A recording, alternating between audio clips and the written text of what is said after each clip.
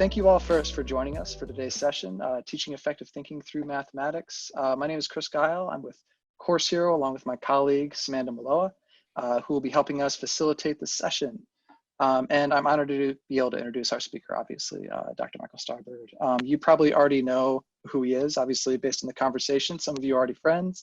Dr. Starbird is famous for his best-selling books, such as The Heart of Mathematics, 5 Elements of Effective Thinking, his great courses. The list is pretty extensive and would take the rest of the hour, so I'm going to kind of proceed quickly here.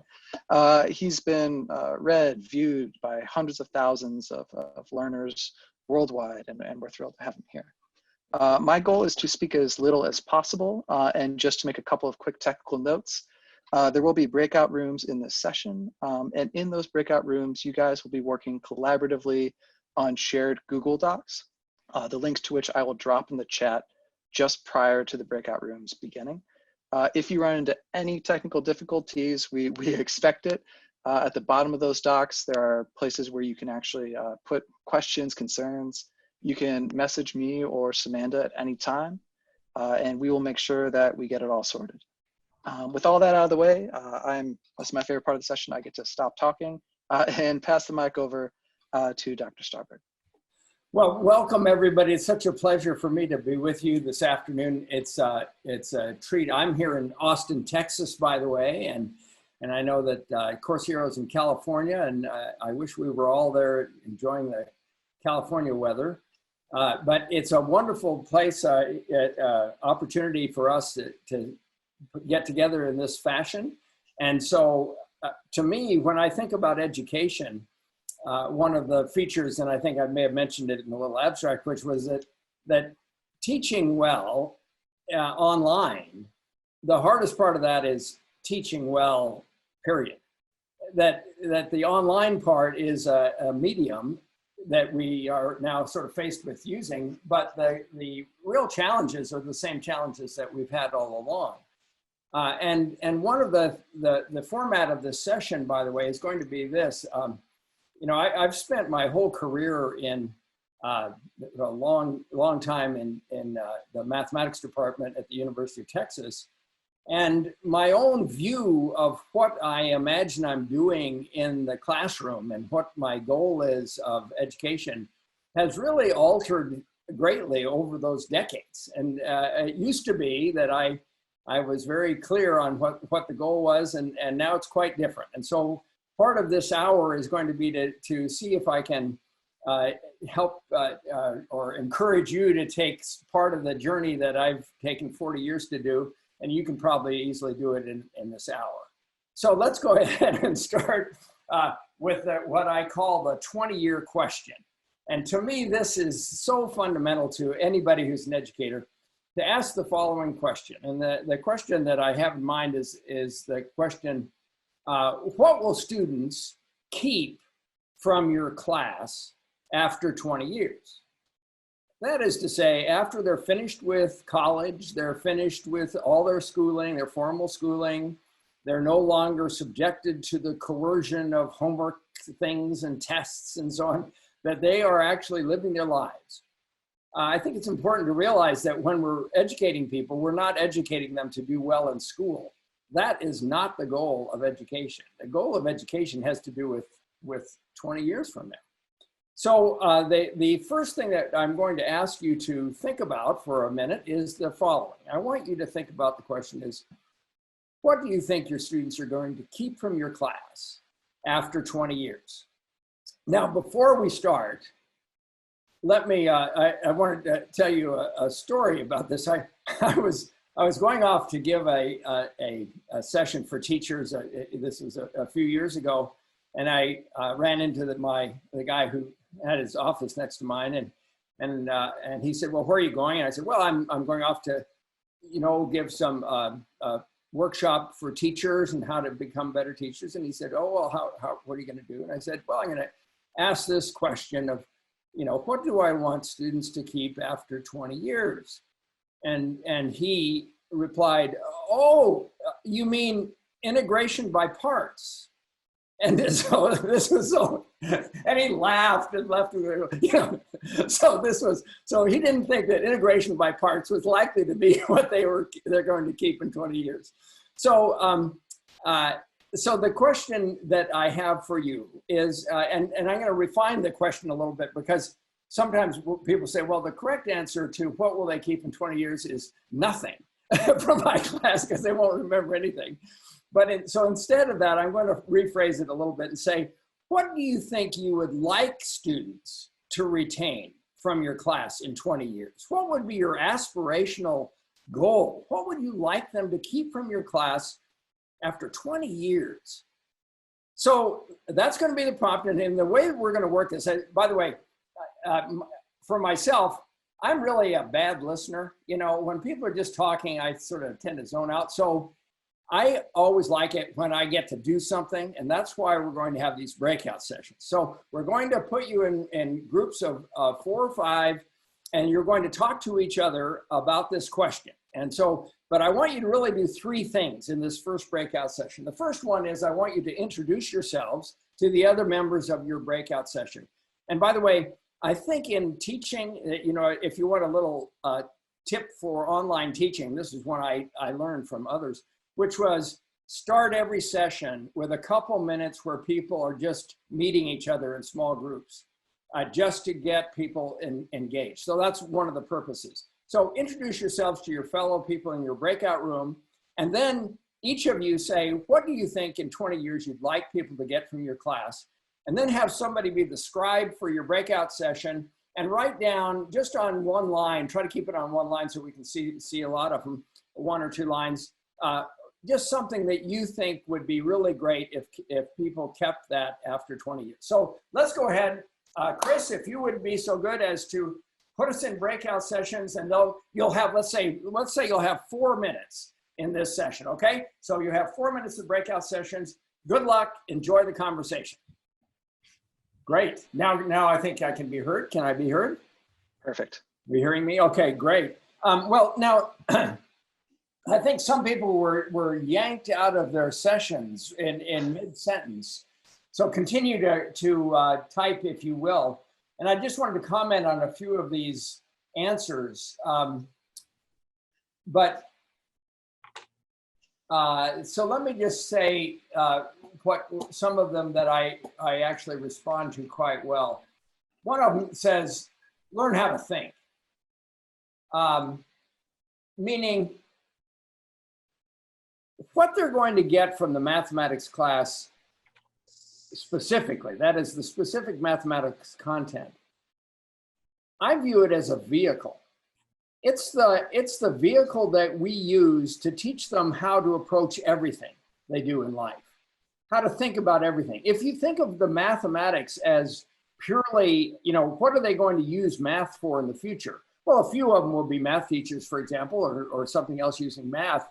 But almost everybody that you encounter, at least all of us, at least me, in our teaching careers, almost all of those people are not going to use the mathematics per se. But what they will do every day of their lives is to think for themselves. They're going to take complex issues from their own families, from the community, from society, and they're going to have to think through ideas on their own. And if we can use the mathematics as a vehicle for helping people to learn to think more clearly and to understand the role of logic and reasoning, to be able to follow sequences of inferences, that is the kind of thinking that will allow us to, that they can use, they meaning students in their future lives 20 years from now, they can use every day of their lives. So I always am asking myself, what am I doing today that's going to help them, not just occasionally when mathematics comes up, but what am I helping them with that they are going to use every day of their lives, whether it's mathematical or not? So let me look at some of these other things. Self-confidence. Yeah, take self-confidence with them. By the way, mathematics is not widely known as a place that builds up self-confidence. Did you know that? You who are math teachers, did you know that? Very often, if you've ever been on an airplane, You sat next to somebody and you get to chatting and you say, well, what do you do? And you say, well, I'm a math teacher. And then very often the response is predictable. And it's usually not, that's where I learned self-confidence. That's where I learned how to think for myself. That's where I learned the joy of thinking.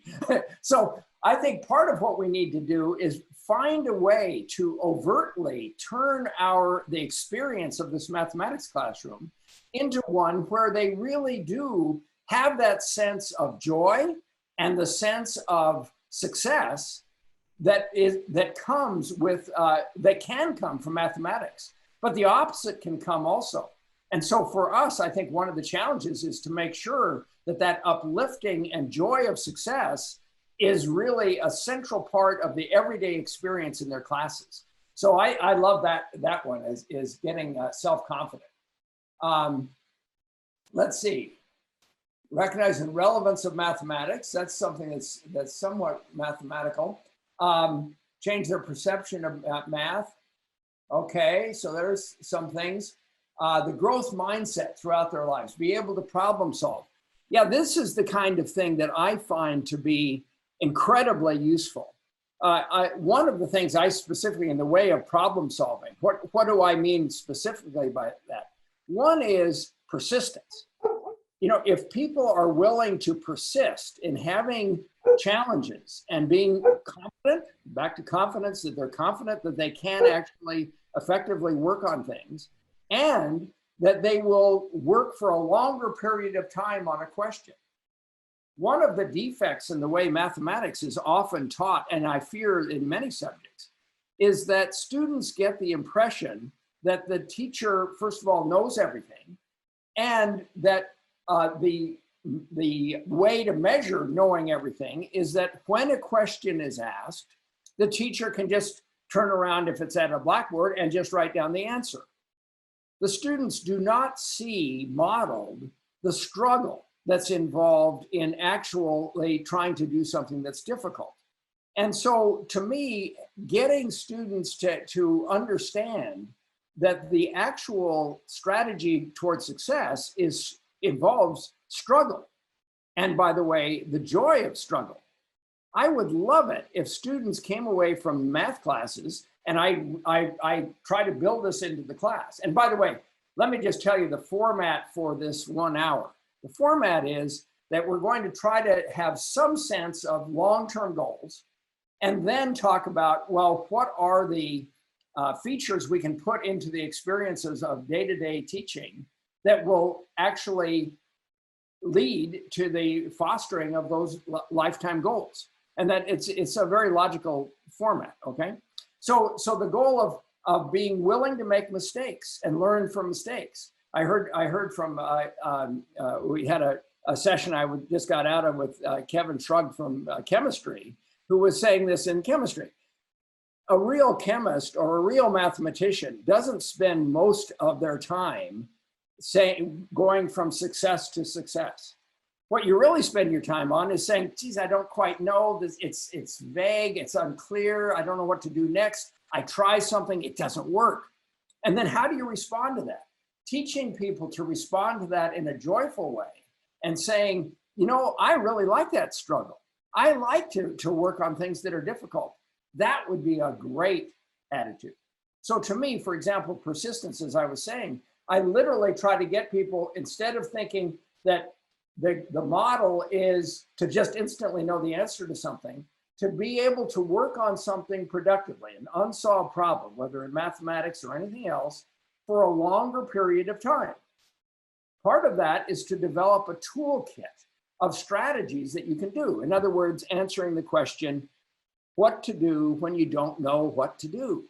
And finding strategies that allow you to say, oh yeah, I know what I'm going to do. And then, and so building those into the experience is, I think, very good. So let's see, creative problem solving. Yes, that's a great thing that can be used in all kinds of things. And by the way, people have talked about some of these things like loans and payments and so on. To me, I have to say, I am skeptical about learning the specifics of a particular mathematical thing like loans that a person is going to use in 10 years, and remembering what they learned from our math class today, and they got a C on the test, and then 10 years later, they're going to use that particular knowledge. I don't think that's realistic. But what is realistic is if they know how to think clearly for themselves and to learn for themselves and understand when they know something and when they don't, very clear about their lack of understanding, if that's the case, then they can pick up and be very appropriately skeptical and clear-minded and figure out how to deal with those loans. But that's my perspective, and you may differ. Okay, let's see. Yeah, something like having a number sense. By the way, a quantitative view of the world is the way I phrase it to people is, if you want to understand the world with more nuance, asking the question, how many, how much, it's absolutely transformative. If you say, boy, there's a lot of crime in the country. Well, how much is there? You know, how bad, and certainly in the case of coronavirus, for heaven's sakes, this is a quantitative question. It's not good or bad. It's a question of what is the right proportion to think about? So thinking quantitatively and getting in the habit of, in discourse about issues, to be quantitative really makes their person's appreciation of the world much more nuanced. Okay, I'll tell you what. So let me just see if there are any, you didn't write down love of lifelong learning, but to me, that is one of the central goals of any feature of education. Because just think of it this way, the way I like to think of it is this way. Suppose I could teach somebody twice as much mathematics by being really efficient or hard-nosed or whatever, but they hate it for the rest of their life. How does that compare to having somebody who loves to learn and spends their whole life in learning things? That person is way ahead. If you teach them only half as much, but they come away with a thirst for knowledge for the rest of their life, you have succeeded. You have succeeded. So to me, that is one of the big goals of education. Okay. Wendy Martinez said lifelong learning, but she put it into the big group chat, and maybe some of them are there. Ah, that may be. So that's great. Well, Wendy, by the way, I happen to know Wendy Martinez, and she's a very insightful person. And so that's a good example of her insight. So good. Okay, very good. So let me demonstrate then this idea of saying, how do you convince people? And by the way, I love this growth mindset concept. The idea that people can actually learn things. You know, sometimes people say, I'm not a math person. Well, that is just bull. That is simply factually untrue. It's like somebody says, oh, you don't know Japanese? Well, you must not be a Japanese person. Well, you know, anybody who's born in Japan, turns out they can speak Japanese when they grow up. Anybody who was brought up in a household that knew math or had good mathematics teachers throughout school, they're completely comfortable and joyous in their relationship to mathematics. It's not magic. And so this idea it's not a math person, I think that is simply a misconception about reality. And by the way, same with anything else. It's not just mathematics. It's any subject. It has, in my view, has that same characteristic. Okay, so we've gotten some sketch of big picture goals. Now let's think about how do you actually accomplish this? Well, one thing is, I think I have a mantra for teaching, which is, it's what the student does that counts. It doesn't really matter what the teacher does. That's not what's important. It's what the student does that counts. And focusing that in your mind as you're thinking about designing your educational experiences that you're giving students, what are they doing, not what you're doing? And particularly, I don't believe in efficiency. I've never seen it in my own learning. I've never seen it happen in everybody else's. Efficiency doesn't happen. I mean, that is to say, saying things extremely clearly and they, oh yes, they're gonna learn it right away. That doesn't happen. It's struggle that causes learning. So anyway, let's go ahead and so one of the things that I like for people to do is to enjoy thinking. That's one of the things that you all listed. Enjoy thinking. And so what I'm going to do now is we're going to take a puzzle.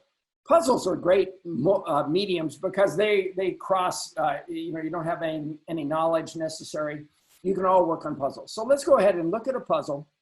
And I'm going to show you this puzzle. But your goal is not to solve the puzzle.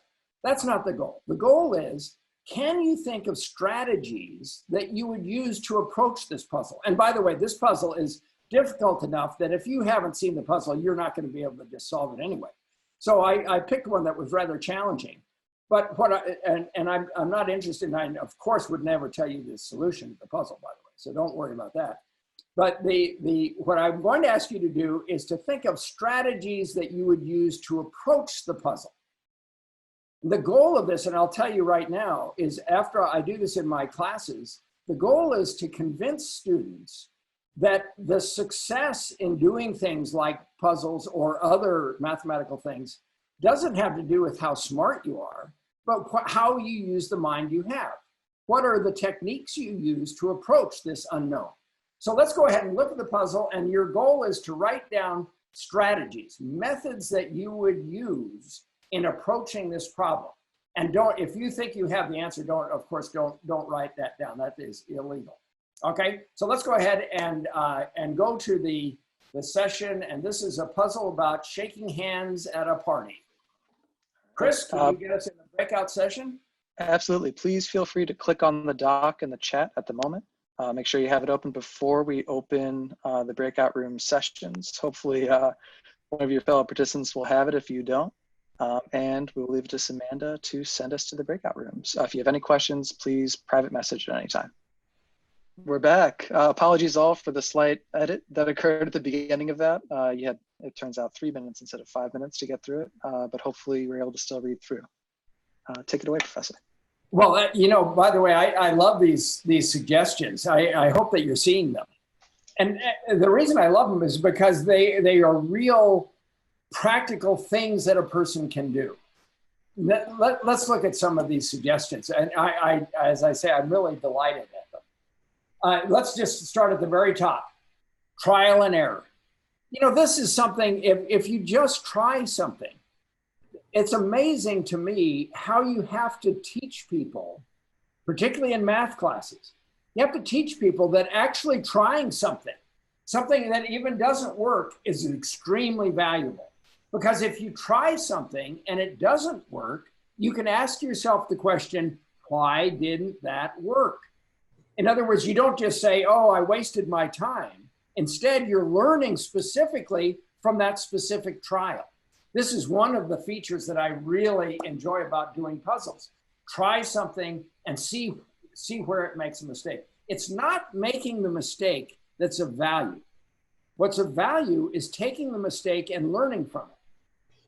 And sometimes in my classes, when I give like a test or something like that, I ask the students to take every wrong question, everything that they got not quite right, and of course say, not only do it correctly, but say, why did they get it wrong? In other words, what was their thinking that led to the mistake? Because then that illuminates what it is that their misapprehension was, and that they can correct it. So I think it's a great idea. I've often thought, by the way, on multiple choice questions, which I don't like, I don't usually use them, but one thing that would be really good, and I think they are necessary in some settings. But one thing that you can do is say, have people respond to every single answer, every single choice, and say, why is this a tempting answer but not correct? Why is this apparently pretty good but not correct? Because they're learning something about that. Presumably, the answers were put in because they seemed sensible but not quite right. That's a great way to learn from error. Okay, so let's go on. Looking at visualization, several people said, here, draw a diagram. Draw a diagram. This is a great strategy, often useful. You draw something, and then you say, what do you, and by the way, I have something I think of as a deep insight. You know, and it's always dangerous to have something you yourself think is a deep insight. But my deep insight about drawing pictures is that the purpose of drawing a picture is not to look at what you drew, but to look at what's in the picture that you did not intentionally put there. That's where the insight comes. In other words, so let me give you an example. Suppose you're doing a geometry problem. and you draw a triangle. Well, you did not make the sum of the angles 180 degrees, but they are. You see, so in other words, there are features of your picture that are informing you about relationships that may be generally true. And then it's your purpose to say, okay, can I actually demonstrate that they're always true? Okay, there's another step. But drawing a picture shows you things that you didn't intentionally put in the drawing. Okay, and but I would say one of the most basic strategies here is this one right here. Start small, or I saw it down here on number 13. Do a smaller problem, less people, fewer people. And by the way, to me, and if I were faced with this question, the first thing I would do is just not do the question. It's just too hard. That's a hard question. You got 10 people involved. They're all doing things, shaking hands and so on. What I would do is I would just not even think about that. I'd think about starting small. And I always encourage my students to start really small. Suppose nobody showed up. Would you know how many hands were shaken by Stacy? You know, if Sam and Stacy were there, they have this big party, nobody comes. How many hands did she shake? Well, you know that. You would know. And then suppose one couple came.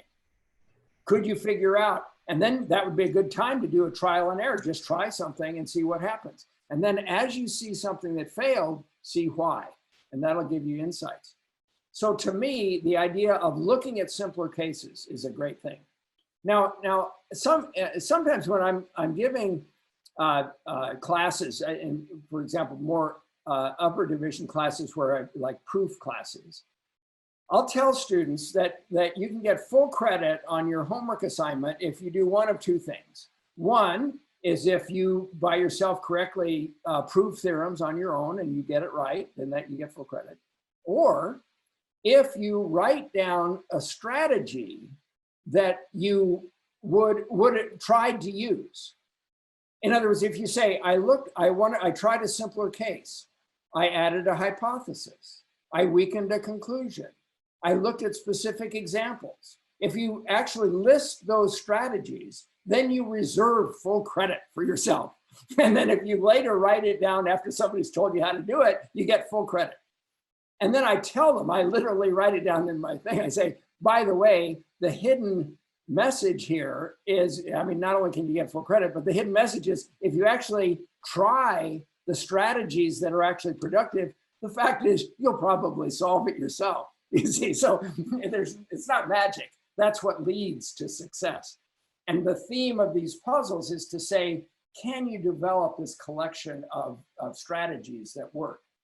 Now let me. I'm going to give you a little bit of biography, autobiography here about my own journey about learning. When I was in college, I was an okay student, but I was not an extremely good student. But I went to graduate school, and in graduate school, I had a course that was in topology, and the course was taught in this very peculiar method. And the method was that the professor just handed out theorem statements without proofs. And he just asked all of us to prove the theorems without looking at any books, or of course, online didn't exist at that time, but not asking anybody for help. It was all individual. Could you do this on your own? And of course, I was in the habit at that stage in my education of not really working very hard. And so I just sat in the back of the class and didn't do anything. Well, after a week or two, I mean, he told me that we're supposed to, then he'd come into class and he'd say, does anybody have number 12? And then somebody would raise their hand and he'd say, okay, come up to the board and show the class what you did. And that was the format of the class, but I just never did anything. Well, after about a week or two, they came up with a problem that was difficult and nobody could do it. You know, let's say it was number 13. Nobody could do it. And the teacher just said, okay, well, that's fine. We'll just go on and come back to it the next class meeting. So the next class meeting came and the teacher said, can anybody do number 13? No, nobody could do it. And he said, okay, that's all right. We'll just wait till the next time. You know, he wasn't going to, he gave no hints or nothing. He was just going to wait till the next time. So after 3 or 4 days, I know what you're thinking. You're thinking, I got inspired and figured it out and I was a great hero. No, I wasn't doing any of this. I was just sitting waiting for somebody else to do it, you know. So then after this, after 3 or 4 days, the guy next to me, whose name was Randy, and Randy said, you know, I can do it. And he went to the board and he did it. He was able to prove this theorem. And I said to myself, well, you know what? I could have done that. I didn't, but I said I could have done it because it really wasn't hard. You know, it really was not that hard. I mean, these were designed to be accessible to students like me. You know, I mean, they weren't made to be extremely difficult. And so I said, I could do that. And then I started doing it. And I realized that I could actually do things on my own. I could figure things out on my own.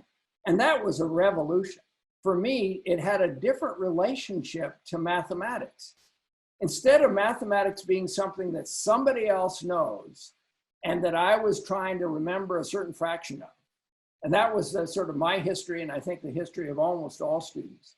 Instead of that, it became something that I could personally produce ideas. I could figure things out on my own, and important things of the class, not just peripheral, you know, sort of doing 9 that are the same as what the teacher did first. It's actually seeing an idea. And that was an eye-opener for me. And that really changed the way that I approach things. And I try to incorporate that feature in all of the classes that I teach, to have all my students. And it's so wonderful to see students blossom in that way, to change their attitude about their own ability to produce ideas.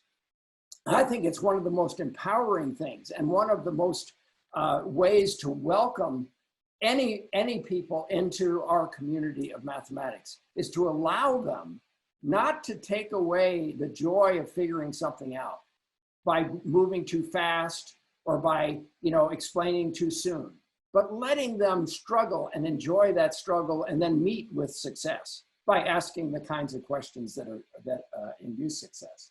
So, so this puzzle has brought up several examples of strategies of thinking that are really, really productive. Now, let's see how we're doing. Oh, I had a mathematical theorem that I was going to pose to say, how would you approach the mathematical theorem? But I also have another puzzle. So right now, just with the people, I'm seeing some people here, put thumbs up if you want the puzzle, and thumbs down if you want the math theorem. Up or down? Somebody, up or down? Puzzle, you want a puzzle? You want math, okay? Math, half and half, puzzle. Huh. Well now, okay. Can you take a poll, Samantha? No? Not on the fly, unfortunately. Okay, so let's see, now what are we gonna do? What are we gonna do, Chris? I think we could do either or. I see a thumbs up in the actual emoji, and that's the only emoji I see. So we'll go with whatever that is. Okay, well, thumbs up was puzzle. Okay, I'll tell you what we'll do. Let's do the following. Very quickly show the mathematical. I'll just state the mathematical theorem, and then we'll do the puzzle. So that'll be a compromise. The mathematical theorem is this. It's a theorem in number theory, which says the following.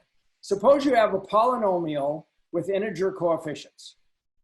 Okay, polynomial with integer coefficients, and let's say the lead coefficient is positive. So it's, you know, something to the 5th power plus something to the 4th power and so on.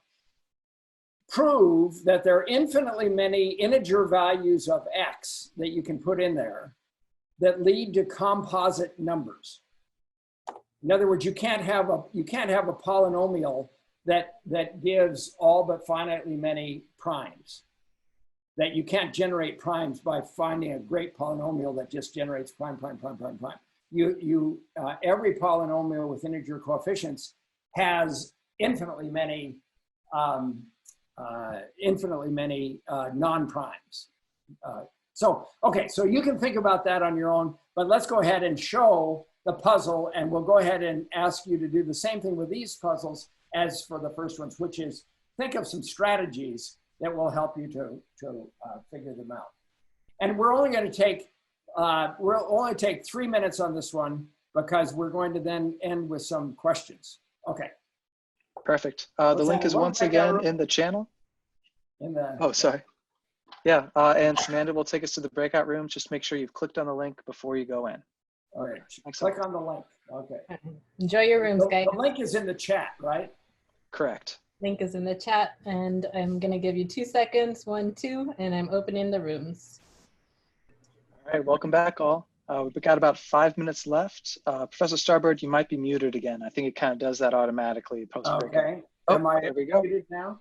Perfect. Leave it to. So let's just, we'll say a couple words about this, and then I'll just make some concluding remarks. So first of all, once again, I love these ideas that you all put into the chat. One thing that it shows me, by the way, from reality, is that these should be longer. That people should be able to think about them more leisurely. So in real life, in a real class, I don't like this hurrying concept for math. And I think that it's really healthy. Let people, take the time to enjoy it, savor it, and try, things off to the side.